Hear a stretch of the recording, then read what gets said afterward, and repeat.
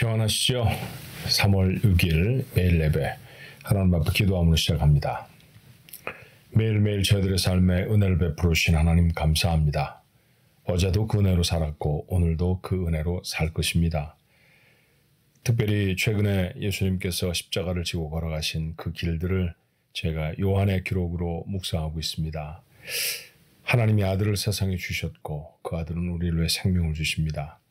이것이 하나님이 우리를 향한 사랑이라고 하는 사실을 사도 바울이 고백했던 것처럼 오늘 이 말씀을 묵상하며 우리를 사랑하신 하나님의 사랑을 마음에 담게 하옵소서. 그 사랑을 입은 자들이 오늘도 어떻게 하나님의 사랑에 가품하며 살아가야 할지 주의 말씀을 통해 깨우쳐 주옵시고 그 말씀을 따라갈 힘과 용기도 저희들이 허락해 주옵소서. 하나님의 말씀을 나눌 때 깨우침을 주시고 우리의 기도가 달라질 수 있게 하시고 그 힘있는 기도가 주의 보좌에 닿게 하여 주옵소서. 예수님의 이름으로 간절히 기도하옵나이다. 아멘. 함께 부를 찬송은 새 찬송가 80장입니다. 천지에 있는 이름 중 함께 찬송할까요?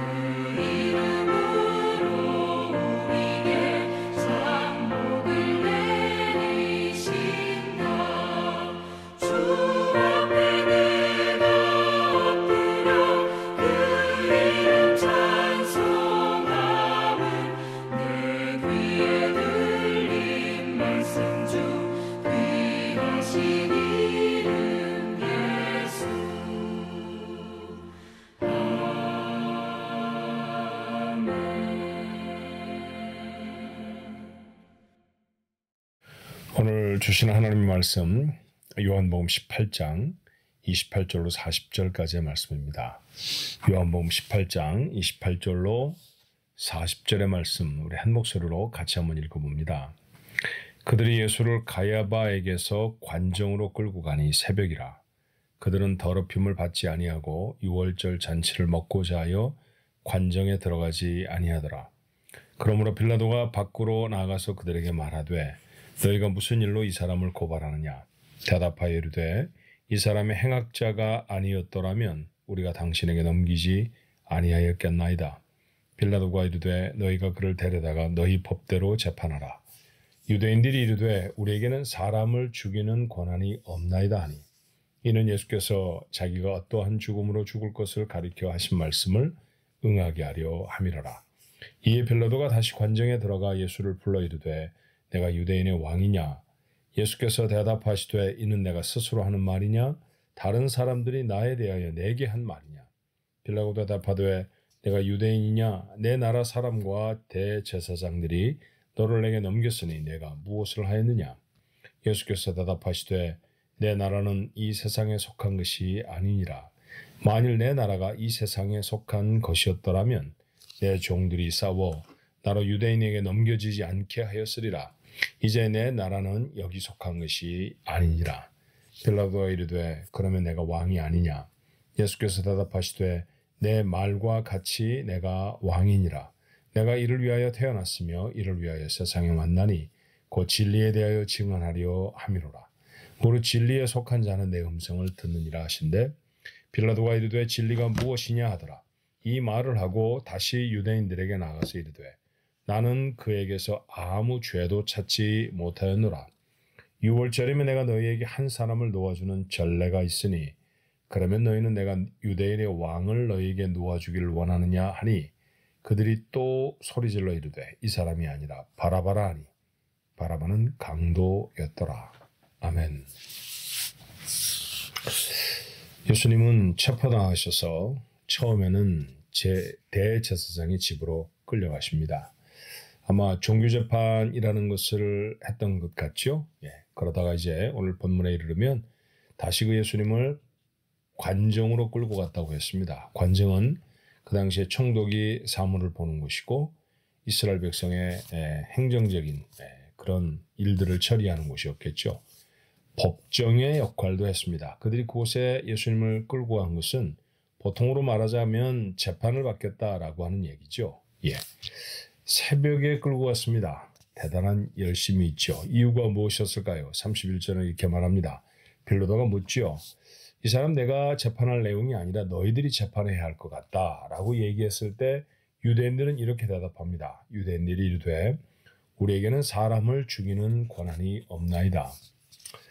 당시에 유대인들에게는 사뭇 넓은 범위의 법적인 어떤 자율권들이 보장되어 있었던 것 같아요.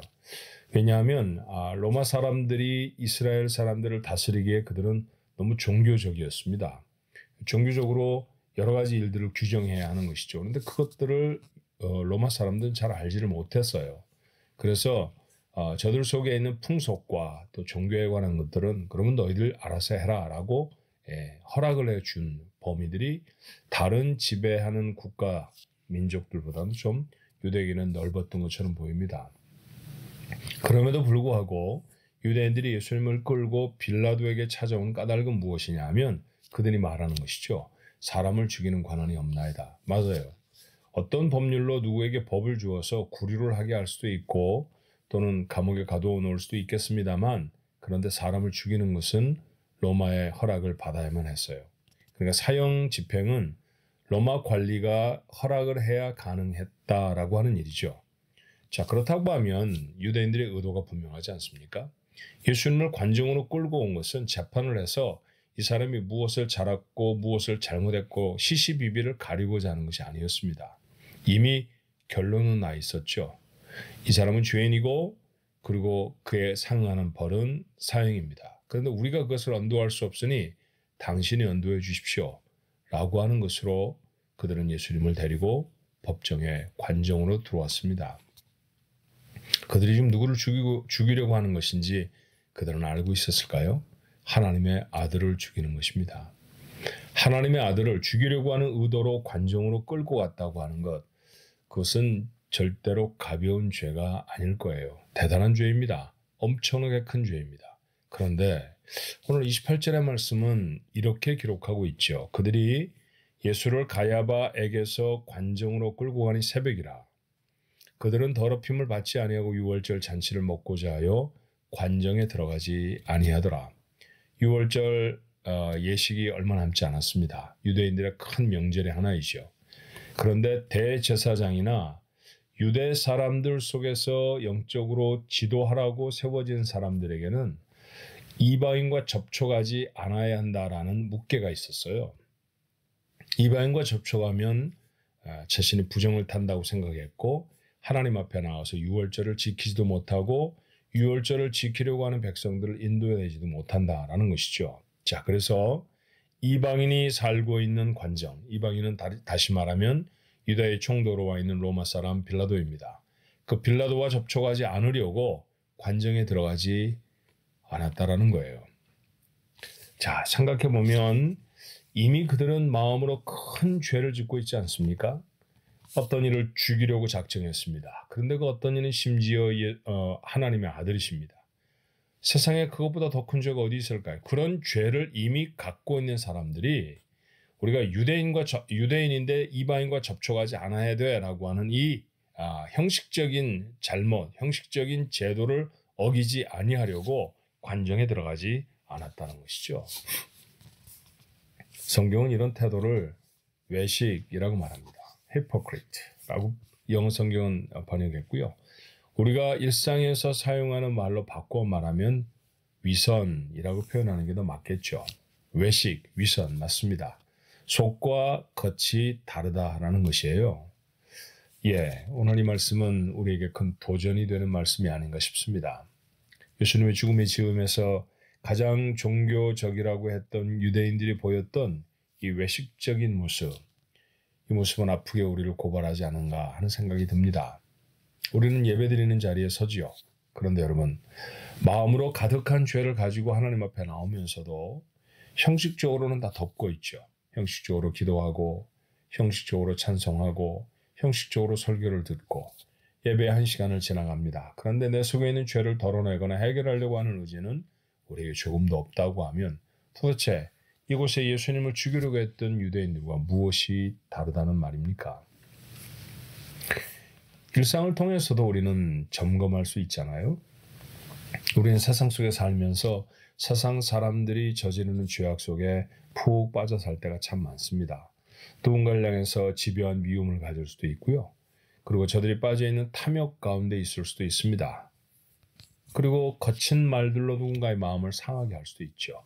거짓된 이야기들을, 거짓된 말들이 우리의 입술에 오르는 것은 정말 자주 되어지는 기억도 하지 못할 정도로 많이 하는 잘못 중에 하나입니다. 자, 그런 일상의 잘못들을 가득 가지고 있으면서도 여전히 자기의 정체성을 무엇라고 말하기를 좋아하느냐 하면 나는 크리스천입니다. 나는 교회 다니는 사람이에요. 맞는 말일까요?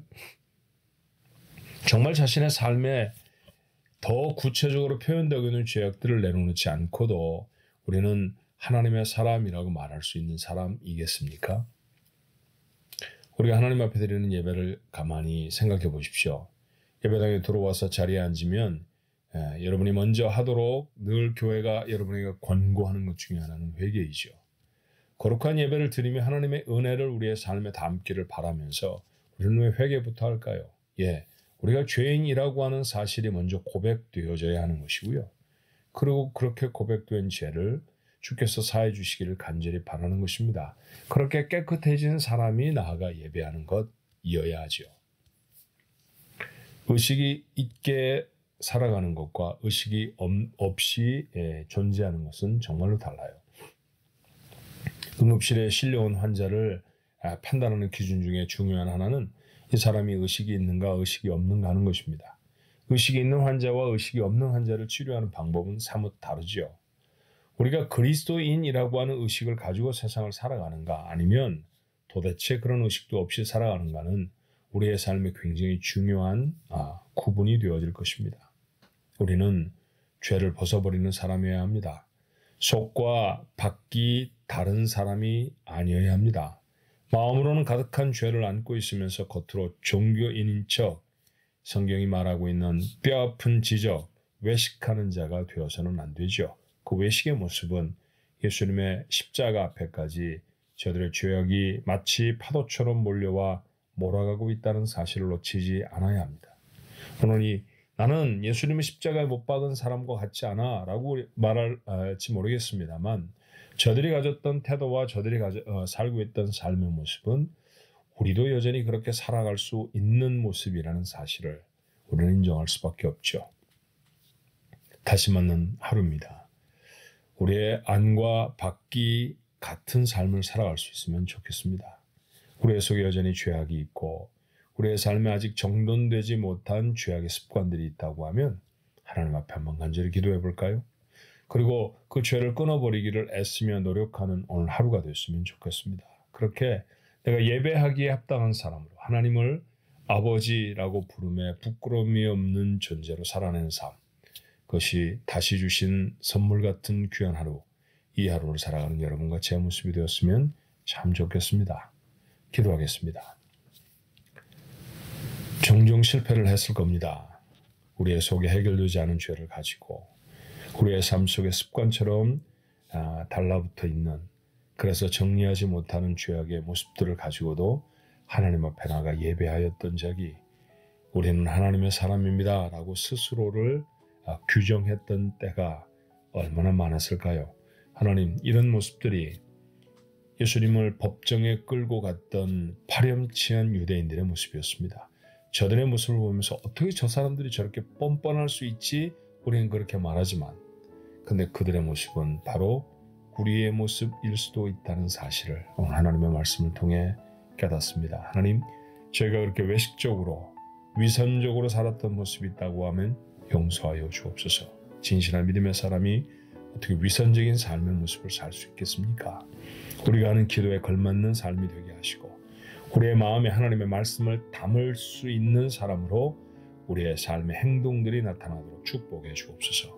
하루를 만나며 이런저런 일을 할 거고 이런저런 사람들을 만날 것이며 이런저런 우리에게 주어진 과업들을 수행해 낼 것입니다. 하나님, 그 모든 것에 하나님이 보시기에 흠이 없는, 부끄러움이 없는 하나님의 사람이고 싶습니다.